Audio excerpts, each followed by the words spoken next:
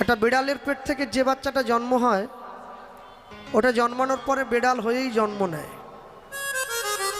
কিন্তু মানুষের পেট থেকে যে সন্তানটা জন্ম হয়েছে ও শুধু মানুষ হয়ে জন্মায় বটে, কিন্তু মনুষ্যত্ব অর্জন করে তারপরে ওকে মানুষ হতে হয়। যার জন্য দেখবেন ছোটকালে স্কুলে বা বড় হয়ে কলেজে ইউনিভার্সিটিতে গেলে যখন আমরা মাস্টারমশাইদের পায়ে হাত দিয়ে প্রণাম করতাম, প্রফেসরদের পায়ে হাত দিয়ে প্রণাম করতাম, তারা আমাদেরকে আশীর্বাদ করতেন, বাবা মানুষ হও। তাহলে যে আপনাকে প্রণাম করছে ও কি বানর নাকি? না, ওকে বাঘের মতো দেখতে, মানুষ হতে বলছেন। বলছে কেন মানুষ হতে বলছি জানো? মানুষ তো হয়ে জন্মেছে, যাতে ওর মনুষ্যত্বের বিকাশ হয় সেই আশীর্বাদটা করা হচ্ছে। গরু আমাদের দুধ দেয় না, আমরা জোর করে গরুর কাছ থেকে কেড়ে নিই নিজেদের প্রয়োজন মেটাবার জন্য, নিজেদের তাগিদ মেটাবার জন্য, নিজেদের খোরক পোষকের জন্য। গরু তার নিজের স্তনে দুগ্ধ জমা করে রাখে তার নিজের সন্তানের জন্য, আমাদের জন্য নয়। তাই যদি হয় তাহলে তো বাঘও দুধ দেয়।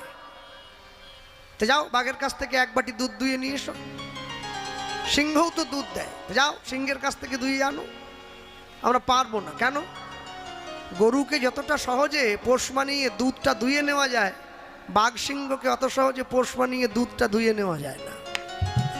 তাই জীবনে জানবেন মনুষ্যত্ব এমন একটা জিনিস যেটা আপনি না চাইলেও অন্যের জন্য বিকশিত হবে। আস্তে অনেক ভালো মূল্যবান জায়গায় বসে কিন্তু কীর্তন শুনছেন, ধর্মকথা শুনছেন। শুধু মেলায় এলাম, একটু ঘুরলাম, একটু ফুচকা আইসক্রিম খেলাম, আর বাড়ির ছেলে মেয়েদের জন্য ক্লিপ খেলনা গাড়ি কিনে নিয়ে বাড়ি চলে গেলাম, এটা জন্মাষ্টমীর উদ্দেশ্য নয়। এর উদ্দেশ্য অনেক বৃহৎ। মনুষ্যত্ব অর্জন করাটা মানুষের জীবনে সবথেকে বড় কঠিন কর্ম বলে আমি মনে করি। কেন জানেন? এই যে আমরা পড়াশুনো শিখেছি, বিদ্যা কোনো দিন আমরা নিজের থেকে পাইনি। বিদ্যা এমন একটা বস্তু যে একে অপরকে দান করা হয়েছে। আমার যিনি শিক্ষক তাকে দান করেছে অন্য কেউ, আমার শিক্ষকের যে শিক্ষক তাকে দান করেছে অন্য কেউ। এইভাবে বিদ্যাটা পরপর একটা একটা ট্র্যাডিশন হিসাবে, একটা পরম্পরা হিসাবে চলে এসছে। কিন্তু ভারতবর্ষের আদি শিক্ষা হলো মোট চারটি। কি কি? একটা হচ্ছে শক্তি, একটা হচ্ছে তন্ত্র, একটা হচ্ছে বিদ্যা, একটা হচ্ছে কলা। চারটি বস্তু যার উপরে ভারতবর্ষের ভিত গঠিত। ভারতবর্ষের ইতিহাস পড়ে দেখবেন ভারতবর্ষ কোনো সাধারণ দেশ নয়। America, London, Russia, England, Switzerland, পৃথিবীতে যত বিদেশি আছে, বিদেশ, ভারতবর্ষের বাইরে যত দেশ আছে, সমস্ত দেশে অনেক বড় বড় ধনী ধনী মানুষ দেখা যায়, কোটিপতি, তাদের প্রচুর টাকা, অনেক পয়সা, অনেক দামি গাড়ি, অনেক সুন্দর রাস্তা, অনেক আধুনিক সমাজ ব্যবস্থায় তারা বসবাস করে। কিন্তু ভারতবর্ষ একমাত্র দেশ যেখানে সাধু দেখা যায়।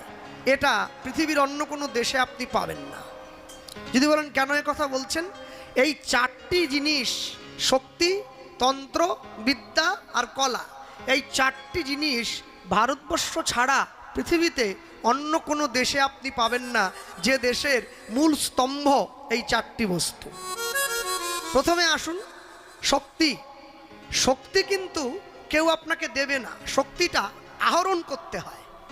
কেউ যদি ভালো ভালো খায় তার গায়ে বল হবে, এ তো স্বাভাবিক কথা। বেশি খেলে গায়ে শক্তি হবে, কম খেলে দুর্বল হয়ে পড়বে। তাহলে আপনাকে ব্যায়াম করতে হচ্ছে, জিম করতে হচ্ছে, ছোটা দৌড়া করতে হচ্ছে, আপনি শক্তিটাকে আহরণ করে নিচ্ছেন। শক্তি হচ্ছে অর্জিত, বিদ্যা হচ্ছে দানকৃত। ভারতবর্ষের সিস্টেম কত সুন্দরভাবে ভারতবর্ষের নীতি সাজানো রয়েছে। শক্তি অর্জিত, বিদ্যা দানকৃত, কলা হচ্ছে পরম্পরা ভিত্তিক।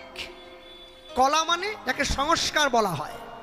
বাবা খুব ভালো তবলা বাজাতো, মা খুব সুন্দর গান গাইতো, তাদের যে সন্তানটা জন্ম হয়েছে ও যদি গান বাজনা নাও শেখে মাস্টারমশাইয়ের কাছে, ওর গলাতে একটু হলেও সুর আছে, ওর হাতে একটু হলেও তাল আছে, ও একদম বেতালা নয় যে এখানে এক জায়গায় গান হচ্ছে আরেক জায়গায় তালি দিয়ে দিচ্ছে, এরকম হবে না। কেন বলুন তো? এটা পরম্পরা ভিত্তিক, বাবা মায়ের রক্ত ওর অন্তরে ওর দেহে বাহিত হচ্ছে, এই হচ্ছে কলা। আর সবার শেষে একদম চলে আসুন, যেটা আমি একটু আগে বলছিলাম, একে বলে বিদ্যা। তাই জন্যে একটা বিখ্যাত শ্লোক ছিল, শ্লোকটা এটাই, বৈরাগ্য বিদ্যা নিজ ভক্তি যোগম শিক্ষার্থমেক পুরুষ পুরাণম শ্রীকৃষ্ণ চৈতন্য শরীরধারী যথা মাং তথাস্তু ত্যাং প্রপাদে। বৈরাগ্য বিদ্যা এই দুটো জিনিসকে একসঙ্গে করে ভারতবর্ষের আদি শিক্ষা হলো বৈরাগ্য। আদি শিক্ষা, যা আজ পর্যন্ত কোনো স্কুলে, কোনো কলেজে, কোনো ইউনিভার্সিটিতে কোনো মাস্টারমশাই আমাদেরকে এই শিক্ষাটা দিলেন না যে ভারতবর্ষের আদি শিক্ষা বৈরাগ্য। কেউ বললেন না। ইতিহাস নয়, ভূগোল নয়, বিজ্ঞান নয়, অঙ্ক নয়, এগুলো শিক্ষার অংশ, কিন্তু ভারতবর্ষের আদি শিক্ষা বৈরাগ্য। এটা মাদ্রাসায় যারা পড়াশুনো করে, কোনো মৌলভী সাহেব তার ছাত্রকেও শিক্ষা দেননি, কোনো স্কুল কলেজে গিয়েও কোনো ছাত্রদেরকে মাস্টারমশাই দিদিমণিরা শেখালেন না যে ভারতবর্ষের আদি শিক্ষা বৈরাগ্য। কেন শেখাননি? একটা কারণের জন্য শেখাননি, যদি তারা শিখিয়ে দেন তাহলে কি হবে, এই সমাজটাকে শাসন আর শোষণ কোনোটাই করা যাবে না। মানুষ নিজের সমূর্তিটা জানতে পেরে যাবে। আস্তে যারা কুমোর হয় ঠাকুর গড়ে, লক্ষ্য করবেন, ঠাকুরটা যখন তৈরি করে, যখন ঠাকুরের চক্ষুটা দান করা হয়, কুমোর কিন্তু ঘরের দরজাটা বন্ধ করে দেয়। কেন বলুন তো? ওইটাই কিন্তু সব থেকে আসল কৌশল। ওইটা শিখে গেলে যে কেউ মূর্তি বানিয়ে ফেলতে পারবে, কারণ চোখের উপরেই সব নির্ভর করে। ঠিক তেমনি ভারতবর্ষের আদি শিক্ষা যে বৈরাগ্য, এই শিক্ষাটা যদি মানুষ জানতে পারে, সমাজ যদি জানতে পারে, তারা নিজের জীবনের সঠিক উদ্দেশ্য সম্পর্কে ওয়াকিবহাল হয়ে পড়বে, নিজেরা চিনতে শিখবে নিজেদের। আশ্চর্য কি, বৈরাগ্য কাকে বলে? বৈষ্ণব বেদান্ত নির্দেশ দিলেন, বৈরাগ্য তাকেই বলা হয় বিষয়ে বিতৃষ্ণার নাম হলো বৈরাগ্য। এবারে আসুন, বিষয় কাকে বলে? আস্তে, বাগনানে বোম্বে রোডের সাইডে আমার 5 বিঘে একটা জমি আছে, বিরাট টাকা, কোটি কোটি টাকা দাম, এ কি বিষয় হলো?